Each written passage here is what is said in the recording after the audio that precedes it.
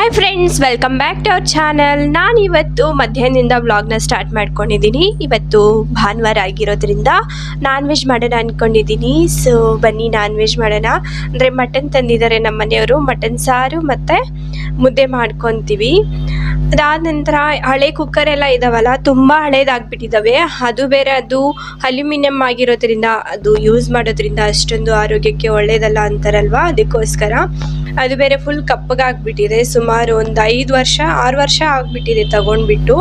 ನಮ್ಮ ಮದುವೆ ಆದಾಗ ತಗೊಂಡಿದ್ದು ಕುಕ್ಕರು, ಇದುವರೆಗೂ ಚೆನ್ನಾಗಿತ್ತು. ಸೊ ಫುಲ್ ಕಪ್ಪಗಾಗಿರೋದ್ರಿಂದ ಅಡಿಯೆಲ್ಲ ಚೇಂಜ್ ಮಾಡಿಬಿಡೋಣ ಅಂದ್ಕೊಂಡಿದ್ದೀನಿ.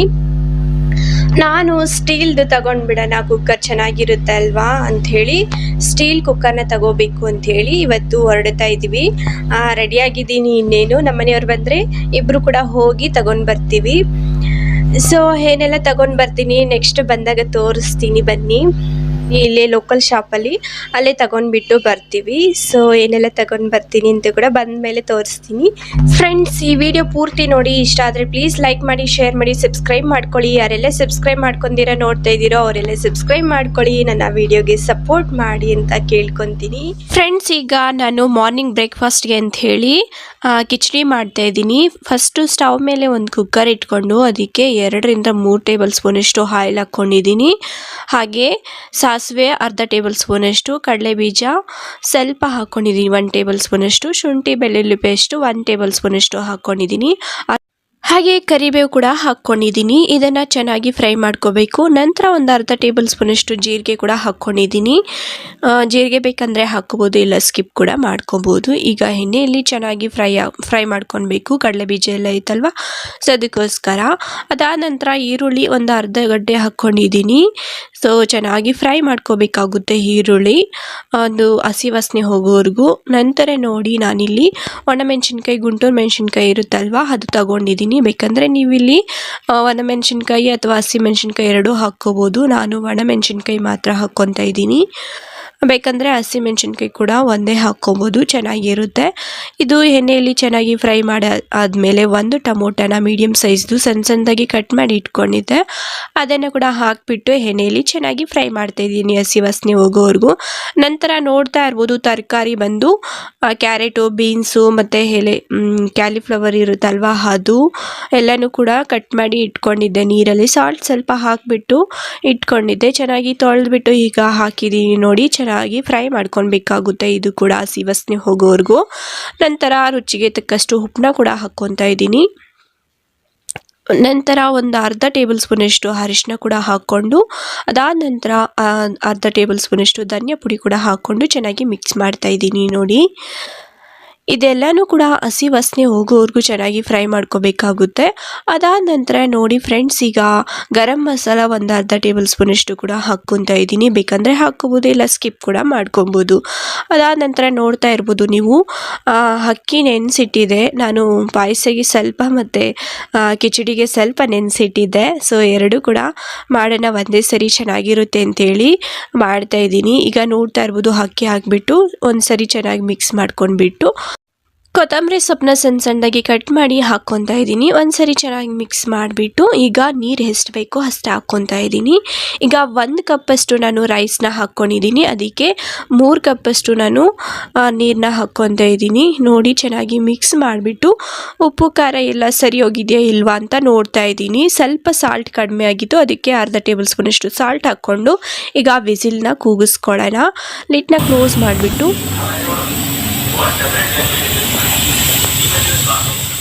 ವಿಸಿಲ್ ಕೂಡ ಬಂದಾಯ್ತಲ್ವಾ. ಈಗ ಅಕ್ಕಿ ಪಾಯಸ ಮಾಡೋಣ ಅಂಥೇಳಿ ಸ್ಟವ್ ಮೇಲೆ ಒಂದು ಪಾತ್ರೆಯಲ್ಲಿ ಅಕ್ಕಿ ಮತ್ತು ಹೆಸರು ಕಾಳು ಇರುತ್ತಲ್ವ, ಹೆಸರುಬೇಳೆ, ಅದನ್ನು ಹಾಕಿಬಿಟ್ಟು ಕುದಿಲಿಕ್ಕೆ ಬಿಟ್ಟಿದ್ದೀನಿ. ಈಗ ವಿಸಿಲ್ ತಣ್ಣಗಾದ್ಮೇಲೆ ತೆಗೆದು ನೋಡ್ತಾ ಇದ್ದೀನಿ. ನೋಡಿ, ಕಿಚಡಿ ಕೂಡ ರೆಡಿ ಆಯಿತು. ತುಂಬಾ ಚೆನ್ನಾಗಿರುತ್ತೆ. ಒಂದು ಸರಿ ನೀವು ಕೂಡ ಟ್ರೈ ಮಾಡಿ ನೋಡಿ.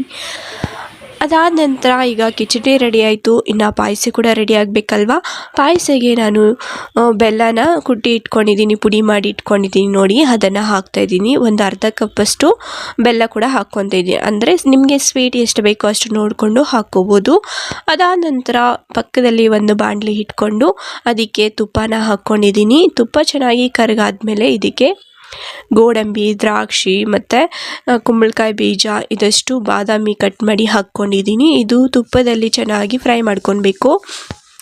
ನೋಡ್ತಾ ಇರ್ಬೋದು ಚೆನ್ನಾಗಿ ಫ್ರೈ ಮಾಡ್ಕೊತಾ ಇದ್ದೀನಿ. ತುಂಬಾ ಚೆನ್ನಾಗಿರುತ್ತೆ ಅಕ್ಕಿ ಪಾಯಸ.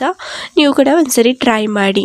ಅದಾದ ನಂತರ ಚೆನ್ನಾಗಿ ಕುದಿದಿದೆ. ಈಗ ಅಕ್ಕಿ, ಹೆಸರು ಬೇಳೆ ಅದೆಲ್ಲ ಚೆನ್ನಾಗಿ ಬೆಂದಾದಮೇಲೆ ಈಗ ಬಾದಾಮಿ, ಗೋಡಂಬಿ ಎಲ್ಲ ತುಪ್ಪದಲ್ಲಿ ಫ್ರೈ ಮಾಡಿ ಇಟ್ಕೊಂಡಿದ್ವಲ್ಲ ಅದನ್ನು ಹಾಕ್ಕೊತಾ ಇದ್ದೀನಿ. ಒಂದ್ಸರಿ ಚೆನ್ನಾಗಿ ಮಿಕ್ಸ್ ಮಾಡಿ ಸ್ಲಿಮ್ಮಲ್ಲಿ ಇಟ್ಟಿದ್ದೀನಿ. ಅದಾದ ನಂತರ ಕಾಯಿಸಿರುವಂತಹ ಹಾಲು ಕೂಡ ಹಾಕ್ಕೊತಾ ಇದ್ದೀನಿ. ನೀವು ಬೇಕಂದರೆ ಫಸ್ಟೇ ಕೂಡ ಹಾಕ್ಕೋಬೋದು. ನಾನಿಲ್ಲಿ ಲಾಸ್ಟಿಗೆ ಗಟ್ಟಿ ಆಗಬಾರ್ದು ಅನ್ನೋಕ್ಕೋಸ್ಕರ ಕಾಯಿಸಿಬಿಟ್ಟು ಹಾಕ್ತಾ ಇದ್ದೀನಿ. ಒಂದ್ಸರಿ ಚೆನ್ನಾಗಿ ಮಿಕ್ಸ್ ಮಾಡ್ಕೊತಾ ಇದ್ದೀನಿ.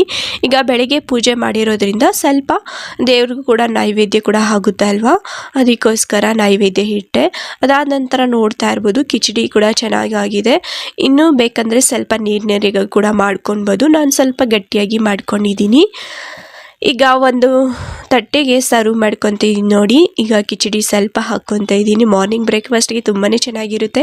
ಇವತ್ತು ಯಾಕೋ ಸ್ವೀಟ್ ತಿನ್ನಬೇಕು ಅನಿಸ್ತಲ್ವ, ಅದಕ್ಕೋಸ್ಕರ ಸ್ವೀಟ್ ಕೂಡ ಅಕ್ಕಿ ಪಾಯಸ ಮಾಡ್ಕೊಳ್ಬಿಡೋಣ ಅಂಥೇಳಿ ಅದು ಕೂಡ ಮಾಡಿಕೊಂಡೆ. ನಂತರ ಸೌತೆಕಾಯಿ ಒಂದು ಸ್ವಲ್ಪ ಹಾಕ್ಕೊಂಡಿದ್ದೀನಿ.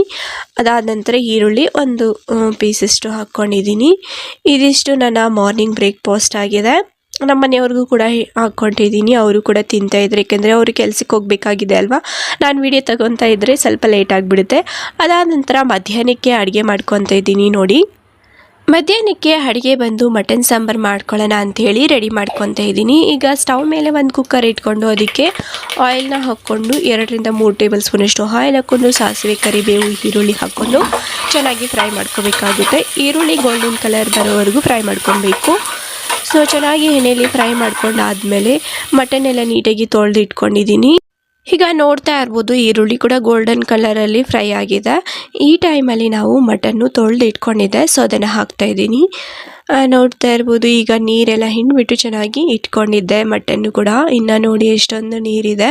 ಸೊ ಈಗ ಹಿಂಡ್ಬಿಟ್ಟು ಹಾಕ್ತಾ ಇದ್ದೀನಿ ನೋಡಿ, ಸ್ವಲ್ಪನೇ ಎತ್ಕೊಂಡು, ಏಕೆಂದರೆ ನೀರು ಸ್ವಲ್ಪ ಜಾಸ್ತಿ ಇತ್ತು ಅದಕ್ಕೋಸ್ಕರ. ತುಂಬಾ ಚೆನ್ನಾಗಿತ್ತು ಮಟನ್. ಎಲೆ ಮಟನು ತುಂಬ ಟೇಸ್ಟಿಯಾಗಿ ಕೂಡ ಚೆನ್ನಾಗಿ ಬರುತ್ತೆ ಈ ರೀತಿ ಹೇಳಿದಾದರೆ. ಈಗ ಅದಕ್ಕೆ ಒಂದು ಅರ್ಧ ಟೇಬಲ್ ಸ್ಪೂನಷ್ಟು ಅರಿಶಿನ ಮತ್ತು 1 ಟೇಬಲ್ ಸ್ಪೂನಷ್ಟು ಉಪ್ಪನ್ನ ಹಾಕ್ಕೊಂಡು ಚೆನ್ನಾಗಿ ಫ್ರೈ ಮಾಡ್ಕೊತಾ ಇದ್ದೀನಿ. ಏಕೆಂದರೆ ಅರಿಶಿನ ಮತ್ತು ಉಪ್ಪು ಹಾಕೋದ್ರಿಂದ ತುಂಬಾ ಚೆನ್ನಾಗಿರುತ್ತೆ. ಪೀಸಸ್ಗೆಲ್ಲ ಉಪ್ಪು ಖಾರ ಎಲ್ಲ ಚೆನ್ನಾಗಿ ಹಿಡಿಯುತ್ತಲ್ವ, ಬೇಗನೂ ಕೂಡ ಬೇಯುತ್ತೆ. ಸೊ ಈಗ ಚೆನ್ನಾಗಿ ಮಿಕ್ಸ್ ಮಾಡ್ಕೊಂಡಾದಮೇಲೆ ನೋಡಿ ಲಿಡ್ನ ಕ್ಲೋಸ್ ಮಾಡಿ ಒಂದು 5 ನಿಮಿಷ ಬಿಡ್ತೀನಿ. ಅರಿಶಿನ ಸ್ವಲ್ಪ ಕಡಿಮೆ ಆಗಿತ್ತು, ಅದಕ್ಕೋಸ್ಕರ ಇನ್ನೊಂದು ಅರ್ಧ ಟೇಬಲ್ ಸ್ಪೂನಷ್ಟು ಅರಿಶಿನ ಹಾಕ್ಬಿಟ್ಟು ಒಂದ್ಸರಿ ಚೆನ್ನಾಗಿ ಮಿಕ್ಸ್ ಮಾಡ್ತಾಯಿದ್ದೀನಿ. ಈಗ ಲಿಡ್ನ ಕ್ಲೋಸ್ ಮಾಡಿ ಒಂದು 5 ನಿಮಿಷ ಅಥವಾ 10 ನಿಮಿಷ ಬಿಡಬೇಕು. ಅಷ್ಟರೊಳಗಡೆ ನಾವು ಮಸಾಲೆ ರೆಡಿ ಮಾಡ್ಕೋಬೇಕಲ್ವಾ. ಸೊ ಅದಕ್ಕೋಸ್ಕರ ಶುಂಠಿ 1 ಇಂಚಷ್ಟು ಶುಂಠಿ, ಬೆಳ್ಳುಳ್ಳಿ 2-3 ಗಡ್ಡೆಯಷ್ಟು ಬಿಡಿಸಿಟ್ಕೊಂಡಿದ್ದೀನಿ. ಹಾಗೆ ಕೊತ್ತಂಬರಿ ಸೊಪ್ಪು, ಈರುಳ್ಳಿ, ಟೊಮೊಟೊ ಈರುಳ್ಳಿ ಬಂದು ಒಂದು ಚೆನ್ನಾಗಿ ಕಟ್ ಮಾಡಿ ತೊಳೆದುಬಿಟ್ಟು ಇಟ್ಕೊಂಡಿದ್ದೀನಿ. ಇದಷ್ಟು ಒಂದು ಮಿಕ್ಸಿ ಜಾರ್ ತೊಗೊಂಡ್ಬಿಟ್ಟು ಅದಕ್ಕೆ ಹಾಕ್ಕೊತಾ ಇದ್ದೀನಿ ನೋಡಿ. ಚಕ್ಕೆ ಲವಂಗ ಕೂಡ ಹಾಕ್ಕೊತಾ ಇದ್ದೀನಿ ನೋಡಿ. 2 ಚಕ್ಕೆ, 4 ಲವಂಗ ಹಾಕ್ಕೊತಾ ಇದ್ದೀನಿ. ಈರುಳ್ಳಿ 1 ಗಡ್ಡೆ ಮೀಡಿಯಮ್ ಸೈಜ್ದು ಹಾಕ್ಕೊತಾ ಇದ್ದೀನಿ. ಅದ ನಂತರ 1 ಟೊಮೊಟೊ ಮೀಡಿಯಮ್ ಸೈಜ್ದು ಹಾಕ್ಕೊತಾ ಇದ್ದೀನಿ. ಕೊತ್ತಂಬರಿ ಸೊಪ್ಪು ಸ್ವಲ್ಪ ಹಾಕ್ಕೊತಾ ಇದ್ದೀನಿ. ಇನ್ನು ಸ್ವಲ್ಪ ಲಾಸ್ಟಿಗೆ ಕಟ್ ಮಾಡಿ ಹಾಕ್ತೀನಿ. ಈಗ ರುಬ್ಲಿಕ್ಕೆ ನೀರು ಎಷ್ಟು ಬೇಕೋ ಅಷ್ಟು ಹಾಕ್ಕೊಂಡು ಚೆನ್ನಾಗಿ ಮೆತ್ತಗೆ ಗ್ರೈಂಡ್ ಮಾಡಿಕೊಂಡ್ರೆ ಮಸಾಲೆ ಕೂಡ ರೆಡಿ ಆಗೋಯ್ತು. ಫ್ರೆಂಡ್ಸ್, ಈಗ ಮಸಾಲೆ ರೆಡಿ ಆಯ್ತಲ್ವಾ. ಈಗ ನೋಡೋಣ ಬನ್ನಿ ಮಟನ್ ಎಲ್ಲರಿಗೂ ಬಂದಿದೆ ಅಂತೇಳಿ. ನೋಡ್ತಾ ಇರ್ಬೋದು ಚೆನ್ನಾಗಿ ಬೆಂದಿದೆ ನೋಡಿ. ಚೆನ್ನಾಗಿ ಹಸಿ ವಾಸನೆ ಹೋಗೋವರೆಗೂ ಚೆನ್ನಾಗಿ ಫ್ರೈ ಆಗಿದೆ. ಈಗ ಎಣ್ಣೆಯಲ್ಲಿ ಎಷ್ಟು ಚೆನ್ನಾಗಿ ಬೇಯಿಸ್ಕೊತೀವೋ ಅಷ್ಟು ಟೇಸ್ಟಿಯಾಗಿರುತ್ತೆ. ಈಗ ಒಂದ್ಸರಿ ಚೆನ್ನಾಗಿ ಮಿಕ್ಸ್ ಮಾಡ್ತಾಯಿದ್ದೀನಿ ನೋಡಿ. ಕಲರ್ ಕೂಡ ಚೇಂಜ್ ಆಗಿದೆ, ನೋಡ್ತಾ ಇರ್ಬೋದು ನೀವು. ಇನ್ನೊಂದು 5 ನಿಮಿಷ ಇಟ್ಬಿಟ್ಟು ಹಾಗೆ ಲೋ ಫ್ಲೇಮಲ್ಲಿ ನಾನು ಕುಕ್ ಮಾಡ್ಕೊತಾ ಇದ್ದೀನಿ. ಅದಾದ ನಂತರ ತೆಗೆದು ನೋಡ್ತಾ ಇದ್ದೀನಿ ನೋಡಿ. ಇನ್ನೊಂದು ಸರಿ ಚೆನ್ನಾಗಿ ಮಿಕ್ಸ್ ಮಾಡಬೇಕು, ಏಕೆಂದರೆ ಅಡಿ ಇಕ್ಬಿಡುತ್ತೆ, ನೀರು ಏನೂ ಹಾಕಿರಲ್ವಲ್ಲ, ಅದಕ್ಕೋಸ್ಕರ. ಈಗ ಮಸಾಲೆ ರುಬ್ಬಿ ಇಟ್ಕೊಂಡಿದ್ವಲ್ಲ ಅದನ್ನು ಕೂಡ ಹಾಕ್ಕೊತಾ ಇದ್ದೀನಿ. ಇದಷ್ಟು ಮಸಾಲೆ ಹಾಕ್ಕೊಂಡು ಒಂದ್ಸರಿ ಚೆನ್ನಾಗಿ ಚೌಟಿಂದ ಈ ರೀತಿ ಮಿಕ್ಸ್ ಮಾಡ್ಕೊತಾ ಇದ್ದೀನಿ ನೋಡಿ. ಇದಷ್ಟು ಹಸಿ ವಾಸನೆ ಹೋಗೋವರೆಗೂ ಚೆನ್ನಾಗಿ ಫ್ರೈ ಮಾಡ್ಕೊಳ್ಬೇಕು. ಹಾಗೆ ಲಿಡ್ನ ಕ್ಲೋಸ್ ಮಾಡಿ ಒಂದು 10 ನಿಮಿಷ ಬಿಡ್ತಾ ಇದ್ದೀನಿ. 10 ನಿಮಿಷ ಆದಮೇಲೆ ತೆಗೆದು ನೋಡ್ತಾ ಇದ್ದೀನಿ. ನೋಡ್ತಾ ಇರ್ಬೋದು ಹಸಿ ವಾಸನೆ ಹೋಗೋವರೆಗೂ ಈ ರೀತಿ ಚೆನ್ನಾಗಿ ಫ್ರೈ ಮಾಡ್ಕೊಳ್ಬೇಕು. ನಾವು ಎಷ್ಟು ಚೆನ್ನಾಗಿ ಫ್ರೈ ಮಾಡಿಕೊಂಡ್ರೆ ಅಷ್ಟು ಚೆನ್ನಾಗಿರುತ್ತೆ. ಈಗ ಹಚ್ಚಿದ ಖಾರದ ಪುಡಿ ಖಾರಕ್ಕೆ ತಕ್ಕಂತೆ ಹಾಕ್ಕೊತಾ ಇದ್ದೀನಿ. ಮಟನ್ ಸಾಂಬಾರಿಗೆ ಒಂದು ಸ್ವಲ್ಪ ಖಾರ ಜಾಸ್ತಿನೇ ಹಾಕ್ಕೊತೀನಿ. ಖಾರ ಇದ್ರೇ ಚೆನ್ನಾಗಿರುತ್ತಲ್ವ, ಅದಕ್ಕೋಸ್ಕರ. ಹಾಗೆ ಧನಿಯಾ ಪುಡಿ 2 ಟೇಬಲ್ ಸ್ಪೂನಷ್ಟು ಹಾಕ್ಕೊತಾ ಇದ್ದೀನಿ. ನೋಡಿಕೊಂಡು ಹಾಕ್ಕೋಬೇಕಾಗುತ್ತೆ, ಜಾಸ್ತಿ ಆದರೆ ಚೆನ್ನಾಗಿರಲ್ವಲ್ಲ, ಅದಕ್ಕೋಸ್ಕರ. ಈಗ ಒಂದ್ಸರಿ ಚೆನ್ನಾಗಿ ಮಿಕ್ಸ್ ಮಾಡ್ಕೊತಾ ಇದ್ದೀನಿ ನೋಡಿ. ಇದಷ್ಟು ಚೆನ್ನಾಗಿ ಫ್ರೈ ಆಗಲಿ ಅಂತ ಹೇಳಿ ಒಂದು 5 ನಿಮಿಷ ಲಿಡ್ನ ಕ್ಲೋಸ್ ಮಾಡಿ ಮತ್ತೆ ಬಿಡ್ತಾ ಇದ್ದೀನಿ ನೋಡಿ. ತೆಗೆದು ನೋಡ್ತಾ ಇದ್ದೀನಿ. ಈಗ ನೋಡಿ ಎಷ್ಟು ಚೆನ್ನಾಗಿ ಫ್ರೈ ಆಗಿದೆ. ಹಾಗೆ ತಿನ್ನಬೇಕು ಅನಿಸ್ತು, ತುಂಬಾ ಚೆನ್ನಾಗಿತ್ತು. ಮಟನ್ನ ನಾವು ಈ ರೀತಿ ಫ್ರೈ ಮಾಡ್ಕೊಂಡಾಗ ತುಂಬಾ ಚೆನ್ನಾಗಿರುತ್ತೆ. ನಾನು 2 ಪೀಸ್ ಎತ್ಕೊಂಡ್ಬಿಟ್ಟು ತಿಂತಾ ಇರ್ತೀನಿ, ತುಂಬಾ ಚೆನ್ನಾಗಿರುತ್ತೆ. ನನಗೆ ಈ ರೀತಿನೇ ಚೆನ್ನಾಗಿ ಇಷ್ಟ ಆಗುತ್ತೆ ತಿನ್ನಲಿಕ್ಕೆ. ಈಗ ನೀರು ಬೇಯಲಿಕ್ಕೆ ಎಷ್ಟು ಬೇಕೋ ಅಷ್ಟು ಹಾಕ್ಕೊಂಡು ಈಗ ನೋಡ್ತಾ ಇರ್ಬೋದು, ಚೆನ್ನಾಗಿ ಮಿಕ್ಸ್ ಮಾಡಿಬಿಟ್ಟು ಉಪ್ಪು ಖಾರ ಎಲ್ಲ ಸರಿ ಹೋಗಿದೆಯಾ ಇಲ್ವಾ ಅಂತೇಳಿ ಚೆಕ್ ಮಾಡ್ತಾ ಇದ್ದೀನಿ. ಖಾರ ಸ್ವಲ್ಪ ಕಡಿಮೆ ಆಗಿತ್ತು, ಅದಕ್ಕೋಸ್ಕರ ಒಂದು ಅರ್ಧ ಟೇಬಲ್ ಸ್ಪೂನಷ್ಟು ಅಚ್ಚಿದ ಖಾರದ ಪುಡಿ ಹಾಕ್ಕೊಂಡು ಚೆನ್ನಾಗಿ ಮಿಕ್ಸ್ ಮಾಡ್ತಾ ಇದ್ದೀನಿ ನೋಡಿ. ಅದಾದ ನಂತರ ಚೆನ್ನಾಗಿ ಒಂದ್ಸರಿ ಮಿಕ್ಸ್ ಮಾಡಿಬಿಟ್ಟು ನೀಟಾಗಿ ಮಿಕ್ಸ್ ಮಾಡಿ ಲಿಡ್ನ ಕ್ಲೋಸ್ ಮಾಡಿಬಿಟ್ಟು ವಿಸಿಲ್ ಕೂಗಿಸ್ಕೊಳ್ಳೋದು ಅಷ್ಟೇ. ಈಗ ಫೈನಲಾಗಿ ನಾನು ಕೊತ್ತಂಬರಿ ಸೊಪ್ಪನ್ನ ಹಾಕ್ಕೊಂಡಿದ್ದೀನಿ. ಒಂದ್ಸರಿ ಚೆನ್ನಾಗಿ ಮಿಕ್ಸ್ ಮಾಡಿಬಿಟ್ಟು ನಂತರ ಈಗ ಲಿಡ್ನ ಕ್ಲೋಸ್ ಮಾಡಿ ಒಂದು 5 ರಿಂದ 6 ವಿಸಿಲ್ ಕೂಗಿಸ್ಕೊಳ್ಬೇಕು. ಮಟನ್ ಸ್ವಲ್ಪ ಬೇಯಲಿಕ್ಕೆ ಟೈಮ್ ಆಗುತ್ತಲ್ವ, ಅದಕ್ಕೋಸ್ಕರ ಒಂದು 6 ವಿಸಿಲ್ ಕೂಗಿಸ್ಕೊಬೇಕಾಗುತ್ತೆ. ನಂತರ ಮುದ್ದೆ ಕೂಡ ಇಟ್ಟಿದೆ, ಅದು ಕೂಡ ಬೆಂದಿತ್ತು. ಹಿಟ್ಟು ಹಾಕಿಬಿಟ್ಟು ಈಗ ಮುಚ್ಚಿದ್ದೀನಿ ನೋಡಿ.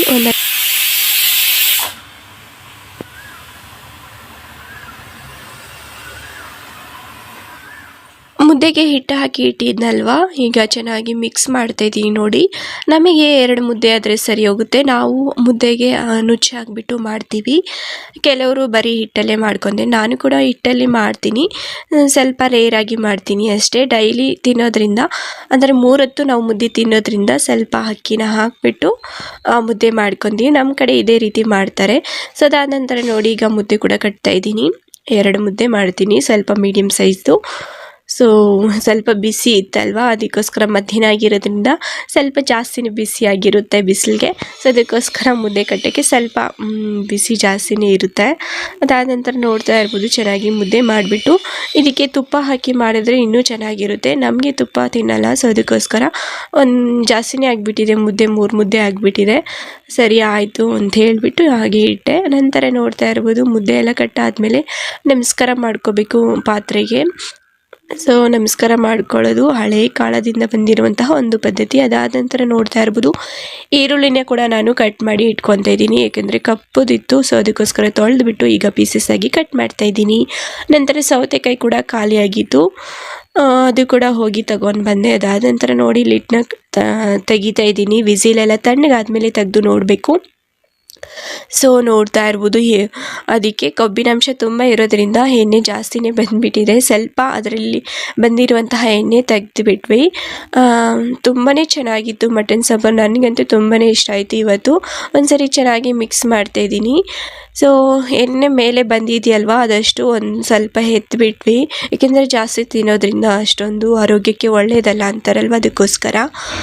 ಸೊ ಮಟನ್ ನೋಡ್ತಾ ಇರ್ಬೋದು, ತುಂಬ ಚೆನ್ನಾಗಿ ಕುಕ್ ಆಗಿದೆ.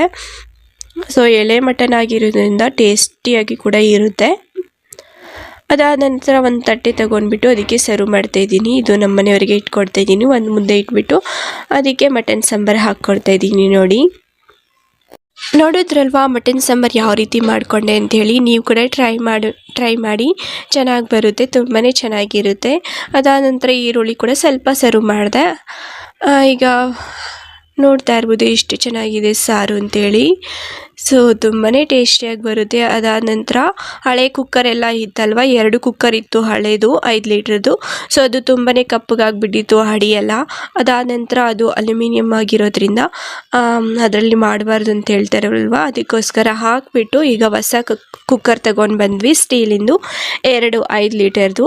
ತುಂಬಾ ಚಿಕ್ಕದು ಅನ್ನಿಸ್ತು ನನಗೆ, ಅದು ಪೀಸಸ್ ಲೆಕ್ಕ ಬರುತ್ತಂತೆ. ಸೊ ಇದೊಂದು ಪ್ಯಾನ್ ಇರಲಿ ಅಂಥೇಳಿ ಅದನ್ನು ಕೂಡ ತಗೊಂಡು ಬಂದಿದ್ದೀನಿ. ಇದು ಫ್ರೈ ಎಲ್ಲ ಮಾಡ್ಕೊಳ್ಳೋಕ್ಕೆ ತುಂಬಾ ಚೆನ್ನಾಗಿರುತ್ತೆ. ಅಂದರೆ ಇದು ಬ್ಲ್ಯಾಕ್ ಮೆಟೀರಿಯಲ್ ಅಂತೆ, ಕಲರ್ ಎಲ್ಲ ಹೋಗಲ್ಲ ಅಂತ ಹೇಳಿದ್ರು, ಅದಕ್ಕೋಸ್ಕರ ಇದು ನನಗೆ ತುಂಬಾ ಇಷ್ಟ ಆಯಿತು, ಅದಕ್ಕೋಸ್ಕರ ತಗೊಂಡು ಬಂದ್ವಿ. ನಮ್ಮಿಬ್ಬರಿಗೆ ಯಾವಾಗಾದರೂ ಬಿರಿಯಾನಿ ಮಾಡ್ಕೋಬೇಕಂದ್ರೆ ಇದರಲ್ಲಿ ಮಾಡ್ಕೊಂಡ್ರೆ ತುಂಬಾ ಚೆನ್ನಾಗಿರುತ್ತೆ. ಹಾಗೆ ಗ್ರೇವಿ ಎಲ್ಲ ಮಾಡ್ಕೋಬೇಕು ಅಂದರೆ ತುಂಬಾ ಚೆನ್ನಾಗಿರುತ್ತೆ ಈ ಒಂದು ಪಾಟ್ ಅಂಥೇಳಿ ಅದು ಕೂಡ ತಗೊಂಡು ಬಂದ್ವಿ. ಅದಾದ ನಂತರ ಚಕ್ಲಿ ಒತ್ತೋದು ಗನ್ ಟೈಪ್ ಬರುತ್ತಲ್ವ, ನಮ್ಮ ಮನೆಯಲ್ಲಿ ಚಕ್ಲಿ ಒತ್ತೋದು ಇದ್ದಿರಲಿಲ್ಲ, ಅದಕ್ಕೋಸ್ಕರ ಅದೊಂದು ಇರಲಿ ಅಂಥೇಳಿ ಅದನ್ನು ಕೂಡ ತಗೊಂಡ್ವಿ.